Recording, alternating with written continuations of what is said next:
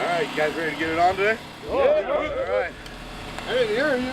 Yes, sir. Before volunteer groups with the 3% United Patriots are sent to patrol the Coronado National Forest on their own, they're first given a lay of the land. We're going to show you some points of interest.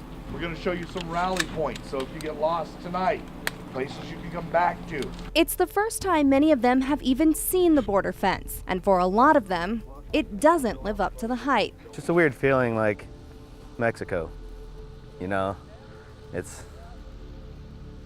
just strange how you can just hop it. There's nothing to it. And it doesn't take long to find signs that some have done just that. Here at this section of the fence, you can tell that someone's been through and that this piece of the fence has been cut.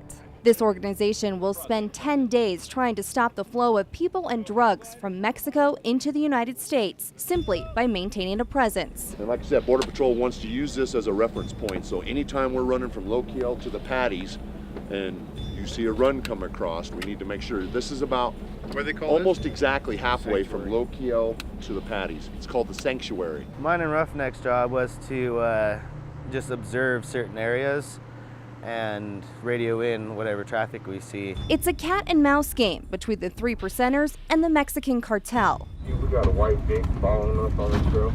A white truck with a camper shell. Yeah, it's a Ford, I believe. They turned around and parked. Oh, he's static now, but he definitely moved. Oh, they're moving again. Well, that is very interesting. That's I would guess that we just messed up somebody's drop. what I'm thinking. Okay, guys, fall in. Two different white trucks that would have been running into each other, and both of them made U-turns and went the other way. It's kind of weird you see out here all the time, right? We can only make an assumption of what it was. Also could have been somebody just stopping to look around like we are. And within like 3 hours of us being there, they called us up and said that there were armed men in the area and that we had to extract. Yeah, I mean, it's nerve-wracking, you know. I think no worse than any other day, in my opinion. You know, you go to work, you go to the store, you don't know what's gonna happen, you don't know, is somebody gonna come in and rob the place and I'm gonna be here? This dropped last night or this morning. Got fresh tracks in there. These are the straps for the backpacks.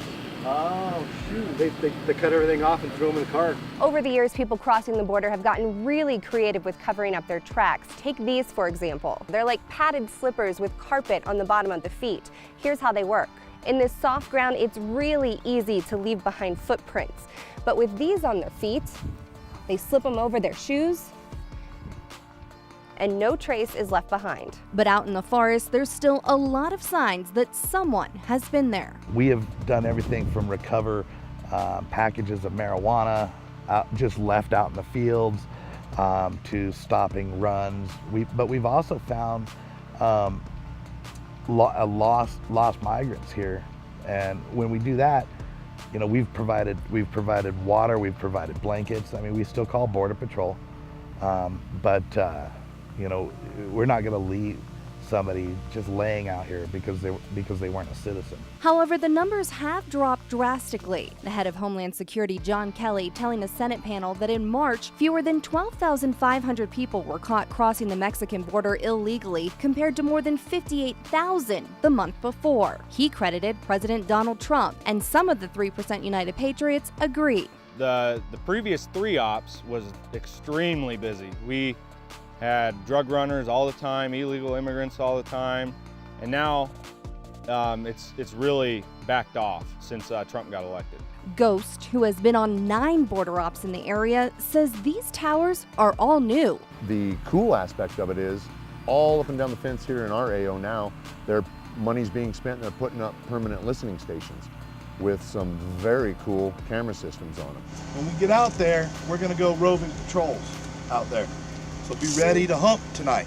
To beat the cartel, it takes creativity and dedication. Just because the sun sets doesn't mean that the work stops. Right now, everyone's gearing up for a night patrol. This time, we're headed to an area they call American Flag. Crews are dropped off at various locations and patrol in pitch black darkness through the wilderness towards the border fence.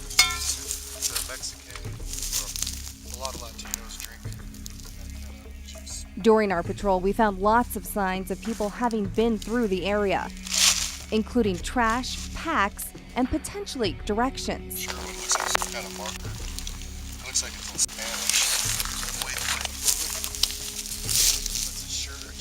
Once all of the teams make it to their pickup locations, they'll head back to camp, but sometimes things go wrong. During the extractions, one of the teams didn't make it out, so pretty much all operations stopped because no one gets left behind. A team is sent in to help locate the missing squad, and eventually everyone gets back safely, with just enough time to rest up and prepare for the next patrol.